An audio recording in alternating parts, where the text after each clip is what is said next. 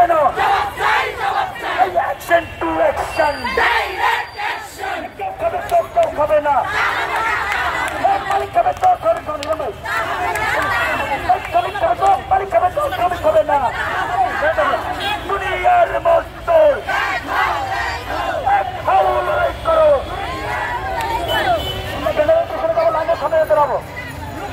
আমরা ব্যানারের পিছনে ধরে লাইনে দাঁড়াবো। আমাদেরকে পরিশ্রম করতে হবে, না হলে আমরা কিছু আগাতে পারবো না। মালিককে শেষ পর্যন্ত আমরা আজকে আন্দোলন দিব। মালিককে আমাদের কথা না শুনে আমরা সব ধরনের ছেড়ে দেবো। আমরা সবাই ব্যানারের ছেড়ে দেবো। আমরা ব্যানারের সবাই করতে চাই। এ পাশে লাইন না, এখানে লাইন হতে পারে। এখানে একটা লাইন করো, এখানে লাইন হতে পারো। আচ্ছা, আমরা গাড়ি আস্তে আস্তে গাড়ি নিতে পারো, আস্তে আস্তে গাড়ি নিতে পারো।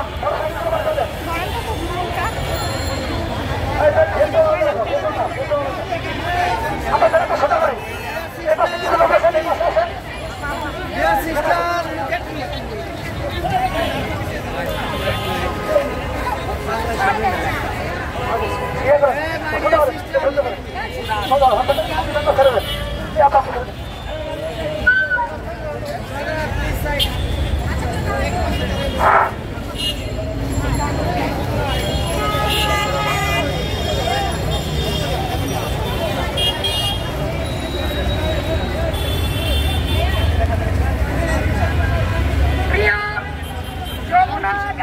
যমুনা ফ্যাশনের শ্রমিক ভাই বোনেরা,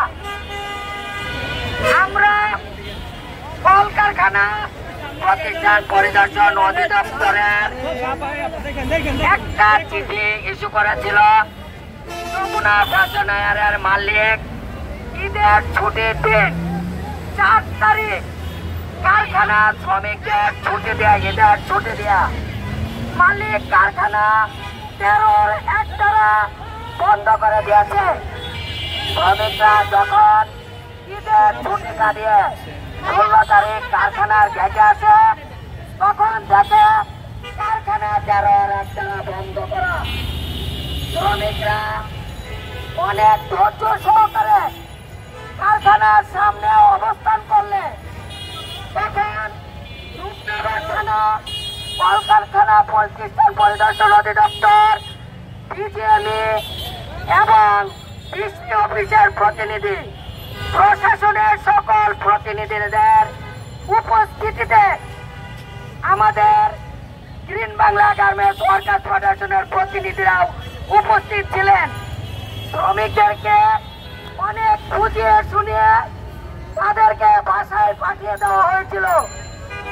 কলকারখানা প্রতিষ্ঠান অধিদপ্তরকে আমরা এই বিষয়টি অবগত করার পর তারা আজকে 19/6/2025 তারিখ বিকেল 3টায় মিটিং দিয়েছিল। কারখানাটি আপোষ মীমাংসার জন্য মালিক কলকারখানার ডাকে, শ্রম মন্ত্রণালয়ের ডাকে আজকে উপস্থিত হয়নি। আইন অমান্যকারী এই মালিক আজ দীর্ঘ 5 বছর ধরে শ্রমিকদের বেতন ভাতা নিয়ে অনেক ধরনের নাটক কারসাজি করে চলছে। এই ফ্যাক্টরিতে কোনো দিনও 10 দিনে 10 তারিখে বেতন দেওয়া হয় না। শ্রমিকদের মাতৃত্বকালীন ছুটির টাকা দেওয়া হয় না, বাৎসরিক ছুটির টাকা দেওয়া হয় না।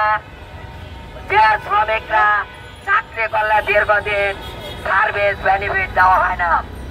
তারপরেও শ্রমিকরা এত অনিয়মের মধ্যে দিয়েও কারখানাটি টিকিয়ে রেখেছিল। মালিক শ্রমিকদের হয়রানি করার জন্য, আইনগত টাকা পয়সা না দেওয়ার জন্য ঈদের ছুটিতে কারখানাটি বন্ধ করে দিয়েছে। যেখানে সরকার ডাকে মিটিং করার জন্য সেখানে মালিক কত বড় বাংলাদেশের যে সেনাবাহিনীর মতো যে তারাও এখানে আসতে চায় না শ্রমিকের আপোষ মীমাংসা। এই আইন অমান্যকারী মালিককে আমরা প্রশাসনের দৃষ্টি আকর্ষণ করছি, যে 700 শ্রমিকের কারখানা বন্ধ করে দিয়ে সে শ্রমিকদেরকে হয়রানি করতেছে, মানবাধিকার লঙ্ঘন করছে এবং শ্রমিকদের চাকরিচ্যুত করা হয়েছে। এদের এই মালিককে আইনের আওতায় এনে শাস্তি দেওয়া হোক এবং কারখানা খুলে দেওয়া হোক, শ্রমিকদের বেতন ভাতার ব্যবস্থা করা হোক। আমি মিডিয়া ভাইদেরকে বোনদেরকে বলবো, এই মালিকের নাম শামসুদ্দিন আহমদ, শ্রমিক যমুনা ফ্যাশন অয়েল লিমিটেড। তার 4টি ছেলে আছে, তারাও এই গার্মেন্টসের ডিরেক্টর পদে তারা থাকে। আজকে সে চিঠি দিয়েছে, এখানে সে আসবে না। আজকে সে আগামী 25শে জুন মিটিং করার জন্য কলকারখানাকে বেলা 5টা বাজে একটা চিঠি দিয়ে জানিয়েছে এই মালিক আজকে মিটিং এ আসবে না। সেটা যদি সকালেও কলকারখানাকে জানাইতো তাহলে এই 65 শ্রমিক এই কারখানার গেটে আসতো না, তাহলে তারা 25 তারিখে আসতো। কিন্তু যে হয়রানি করলো, আর্থিক ক্ষতি করলো, মানসিক ভাবে টর্চার করলো, এই মালিককে আইনের আওতায় এনে তার 4টি সন্তান সহ আমরা শাস্তি দাবি করি।